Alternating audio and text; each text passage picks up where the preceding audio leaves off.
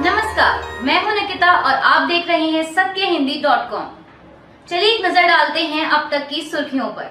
हरियाणा में होने वाले आगामी विधानसभा चुनावों में मायावती की बहुजन समाज पार्टी और इंडियन नेशनल लोकदल यानी इनेलो मिलकर चुनाव लड़ेंगे।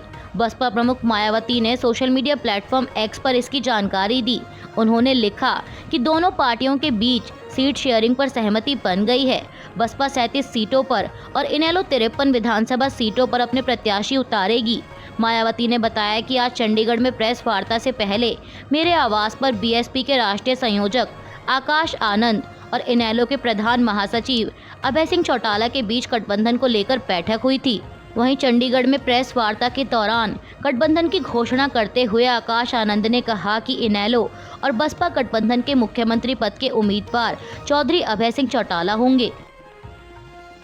हरियाणा विधानसभा चुनाव के लिए बसपा से गठबंधन पर इनेलो प्रमुख अभय सिंह चौटाला ने कहा कि हमने हरियाणा में मिलकर चुनाव लड़ने का फैसला किया है। आज आम आदमी की भावना है कि 10 साल से इस प्रदेश में राज करने वाली बीजेपी को सत्ता से बाहर किया जाए और कांग्रेस को सत्ता से दूर रखा जाए। उन्होंने कहा कि प्रदेश में बीजेपी और कांग्रेस विरोधी छोटे छोटे दलों को साथ लेकर एक फ्रंट खड़ा किया जाएगा। आपको बता दें कि इसी साल के अंत तक हरियाणा, महाराष्ट्र, झारखंड और जम्मू कश्मीर में विधानसभा चुनाव होने हैं, जिसके लिए राज्यों में राजनीतिक दलों ने चुनावी तैयारियां भी शुरू कर दी हैं। बिहार में जेपी गंगा पथ के निर्माण कार्य में तेजी लाने के लिए मुख्यमंत्री नीतीश कुमार ने बुधवार को एक अधिकारी के पैर छूने की बात की थी। इस पर राज्य में विपक्षी पार्टी आरजेडी ने मुख्यमंत्री नीतीश कुमार पर निशाना साधा है। आरजेडी नेता तेजस्वी यादव ने एक्स पर लिखा कि अगर कोई अधिकारी या ठेकेदार ईमानदारी से अपने कार्यों का निर्वहन एवं निष्पादन नहीं करता है तो उस पर नियमानुसार कार्रवाई होनी चाहिए, न कि उनके सामने हाथ जोड़ पैरों में पड़ गिड़गिड़ाना चाहिए। तेजस्वी ने आगे लिखा कि सीएम अपनी नहीं बल्कि पद की तौहीन कर रहे हैं। तेजस्वी के साथ ही उनकी बहन और पार्टी नेता रोहिणी आचार्य ने भी बिहार प्रशासन की बेबसी पर तंज कसा। उन्होंने एक्स पर लिखा कि बेबसी और शासन प्रशासन पर कमजोर पकड़ का आलम तो कुछ ऐसा है कि पैर छूने और पकड़ने की नौबत आ गई। आपको बता दें कि आखिर मामला है क्या। दरअसल नीतीश कुमार ने बुधवार को पटना में जेपी गंगा पथ का काम समय पर पूरा करने को लेकर वरिष्ठ अधिकारी से कहा था कि कहिए तो हम आपके पैर छू लेते हैं, इस साल करवा दीजिए। अब उनके इसी बयान को लेकर विपक्ष उन्हें घेर रहा है। आईएएस की नौकरी छोड़कर राजनीति में आए मनीष वर्मा को जेडीयू का नया महासचिव नियुक्त किया गया है। बता दें कि वो मंगलवार को आधिकारिक तौर पर जेडीयू में शामिल हुए थे और मनीष वर्मा को मुख्यमंत्री नीतीश कुमार का काफी करीबी माना जाता है।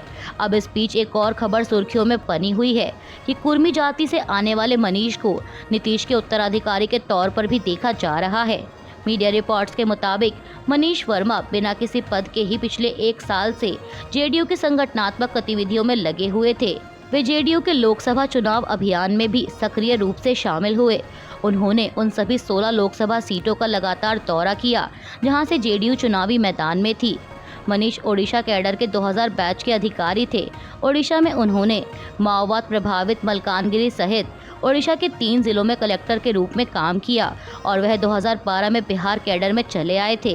बिहार में उन्हें समाज कल्याण विभाग में निदेशक के रूप में पहली पोस्टिंग मिली। इसके बाद उन्हें पूर्णिया और पटना का जिलाधिकारी बनाया गया और उन्होंने 2018 में नौकरी से स्वैच्छिक सेवानिवृत्त ले लिया था। कहा जाता है कि उन्होंने यह कदम नीतीश कुमार के कहने पर उठाया था। इसके बाद से ही वो नीतीश कुमार के करीबी के रूप में काम कर रहे थे। दिल्ली के शराब घोटाला मामले में बीते 16 महीने से जेल में बंद आम आदमी पार्टी नेता मनीष सिसोदिया की मुश्किलें कम होने का नाम नहीं ले रही। दरअसल आज गुरुवार को सुप्रीम कोर्ट में उनकी जमानत की पुनर्विचार याचिका पर सुनवाई होनी थी, लेकिन सुनवाई टल गई। मीडिया रिपोर्ट्स के मुताबिक सिसोदिया की याचिका पर सुनवाई कर रहे जज जस्टिस संजय कुमार ने खुद को इससे अलग कर लिया। बता दें कि उनकी याचिका पर 3 जजों की बेंच जस्टिस संजीव खन्ना, संजय करोल और संजय कुमार को सुनवाई करनी थी, लेकिन कुमार ने खुद को इससे अलग कर लिया। सुप्रीम कोर्ट की बेंच ने कहा कि मनीष सिसोदिया की याचिका पर एक अन्य बेंच सुनवाई करेगी, जिसका जस्टिस संजय कुमार हिस्सा नहीं होंगे।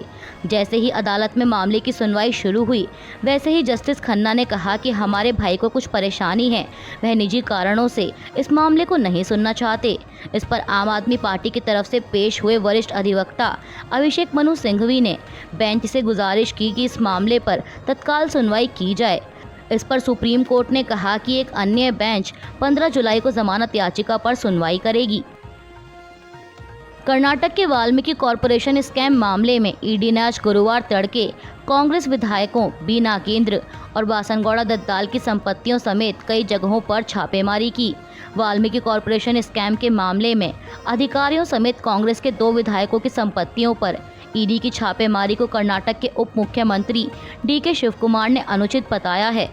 आपको बता दें कि महर्षि Valmiki scheduled tribes development corporation में 88 करोड़ रुपए की हेराफेरी के सामने आने के बाद बी नागेंद्र ने 6 जून को अनुसूचित जनजाति कल्याण मंत्री के पद से इस्तीफा दे दिया था, जबकि बासनागौड़ा दत्ताल कॉरपोरेशन के चेयरमैन हैं। ईडी ने कॉरपोरेशन के कार्यालय, एमडी के आवास और अन्य अभियुक्तों के यहाँ छापेमारी की कार्रवाई की है। ईडी की छापेमारी पर उप मुख्यमंत्री शिव कुमार ने आपत्ति जताते हुए कहा कि राज्य सरकार ने इस मामले की जांच के लिए पहले ही एसआईटी का गठन किया है। ईडी के छापों की कोई ज़रूरत नहीं थी। उन्होंने कहा कि एसआईटी को पहले ही पता चला है कि ना तो नागेंद्र और ना ही दत्ताल इस घोटाले में शामिल हैं। आपको बता दें कि यह घोटाला तब प्रकाश में आया जब कॉरपोरेशन के अकाउंटेंट सुपरिटेंडेंट ने 26 मई को आत्महत्या कर ली थी। उन्होंने एक लंबे सुसाइड नोट में बेंगलुरु और तेलंगाना की कई कंपनियों में 88.62 करोड़ रुपए के गैरकानूनी ट्रांसफर के बारे में लिखा था। वॉशिंगटन डीसी में आयोजित नेटो शिखर सम्मेलन में नेटो सदस्यों ने भविष्य में यूक्रेन को नेटो की सदस्यता देने पर अडिग रहने और साथ साथ अधिक सहायता देने का वादा किया है। हालांकि सम्मेलन में यूक्रेन के नेटो में शामिल होने की औपचारिक समय सीमा पर सहमति नहीं बनी, लेकिन नेटो के 32 सदस्यों ने कहा कि यूक्रेन को उसके युद्ध प्रयासों के लिए अटूट समर्थन जारी रहेगा। नेटो ने यूक्रेन की सेना का साथ देने की भी घोषणा की और साथ ही सदस्यों ने यूक्रेन को अगले वर्ष 43.3 अरब डॉलर की सहायता देने का वादा किया है। इसमें F-16 लड़ाकू जेट और वायु रक्षा सहायता शामिल है। नेटो के महासचिव जेंस स्टोल्टेनबर्ग ने कहा कि यूक्रेन को दिया जाने वाला समर्थन दान नहीं है, बल्कि यह हमारे सुरक्षा हित में है। उत्तर प्रदेश के हाथरस जिले में आज गुरुवार को एक स्लीपर बस के ट्रक में टकरा जाने से 2 लोगों की मौत हो गई, जबकि 16 लोग घायल हो गए। मीडिया रिपोर्ट्स के मुताबिक यह सड़क दुर्घटना थाना सिकंदराराव के पास टोली गांव में हुई। हाथरस के डीएम आशीष कुमार ने बताया कि यह दुर्घटना सुबह हुई और सूचना मिलने पर पुलिस अधिकारी तत्काल घटनास्थल पर पहुंचे। उन्होंने कहा कि इस दुर्घटना में 2 लोगों की मौत हो गई, जबकि 16 लोग घायल हुए हैं। घायलों को तुरंत नज़दीकी अस्पताल में पहुंचाया गया।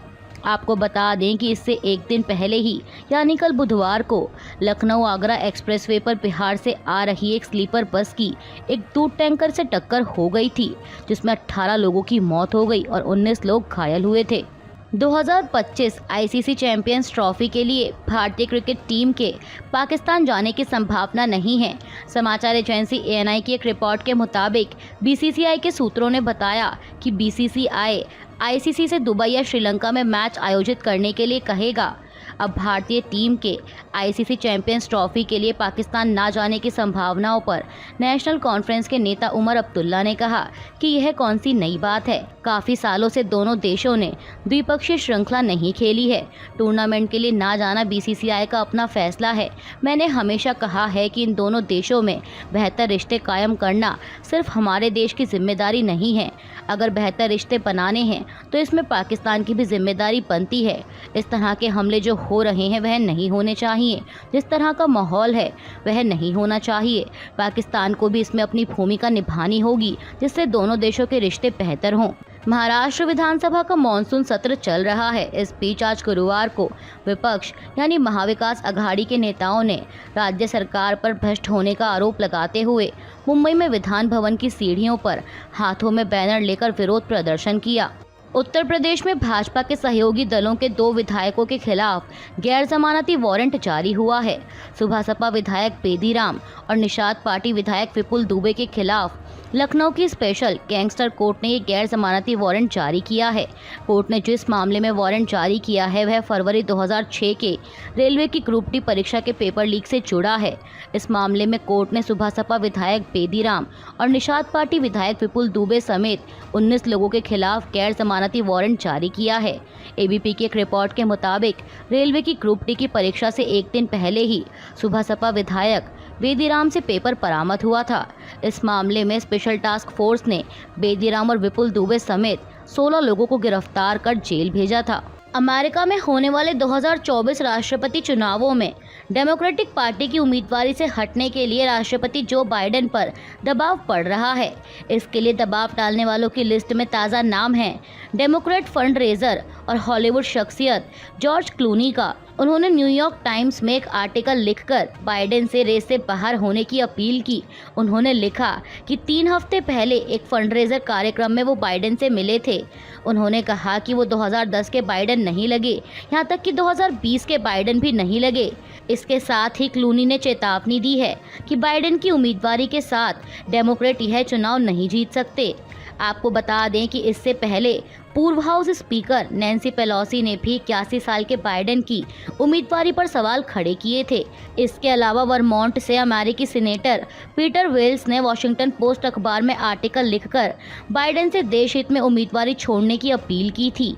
वर्ली के हिट एंड रन मामले पर शिवसेना यूबीटी नेता संजय राउत ने कहा कि हिरासत देना या ना देना अदालत का मामला है। हम मामले की फास्ट ट्रैक सुनवाई की मांग करेंगे। आरोपियों को फांसी की सज़ा मिलनी चाहिए। उन्होंने कहा कि सभी घटनाओं में बड़ा मुआवजा देने की घोषणा की जा रही है, राजनीति हो रही है। संजय राउत ने कहा कि लाडली बहना योजना लाई गई, क्या पीड़िता उनकी बहन नहीं थी? उन्होंने पूछा कि गृहमंत्री कहाँ हैं, वह चुप क्यों हैं? वर्ली के BMW हिट एंड रन मामले को लेकर कांग्रेस नेता पृथ्वीराज चौहान ने कहा है कि आरोपी को उसके खून में मौजूद अल्कोहल को साफ करने के लिए 60 घंटे का समय दिया गया था। उसे सरकार का संरक्षण प्राप्त है। कांग्रेस नेता ने कहा कि हिट एंड रन के मामले बढ़ रहे हैं, हम इस घटना की निंदा करते हैं। आपको बता दें कि इससे पहले महाराष्ट्र के नेता प्रतिपक्ष और कांग्रेस नेता विजय वडेट्टीवार ने भी आरोप लगाया कि सरकार और पुलिस ने इस मामले को दबाने की कोशिश की है। मुख्य आरोपी मिहिर शाह को जानबूझकर गिरफ्तार नहीं किया गया क्योंकि वह नशे में था और यह खून के नमूनों में आ जाता। मैं कहूँगा कि पुलिस ने उसे छिपा दिया था। जब उन्होंने उसका 2 बार परीक्षण किया और खून के नमूनों में शराब नहीं पाई गई, तभी उसे पुलिस के सामने पेश किया गया। कांग्रेस नेता ने कहा कि मैं इस मामले की उच्च स्तरीय जांच की मांग करता हूं। अभी के लिए बस इतना ही। बाकी की खबरों के लिए बने रहिए सत्यहिंदी.com के साथ।